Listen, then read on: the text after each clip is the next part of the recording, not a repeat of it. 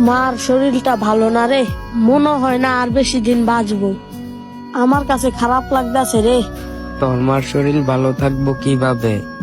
তুই ঘুরস ফিরস খাস, কোনো কাম কাজ করস না। তোরে যে এত করে বললাম, সাকিবে বলছিল যে ওর সাথে কাজে লাগতে, তুই তো লাগলি না। দূর বেটা, তুইও মজা লস।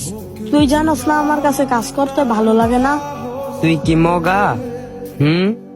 একটু আগে বললি তোর মা অসুস্থ, আর এখন বলতেছিস তোর কাজ করতে ভালো লাগে না। তোরে দিয়ে কিছু আশা করা যাইব না, বুঝছস? তুই ছেলে হইয়া কিভাবে বললি তুই কাজ করতে পারবি না? তোর মতো পোলাপান, তোরে কি বলবি? তোর তো ছোট ছোট পোলাপান কাজ করে, কিন্তু তুই করতে পারবি না। তোর বাবা অসুস্থ, তোর মা অসুস্থ, আর তুই আজ এরা খাস ঘুরস।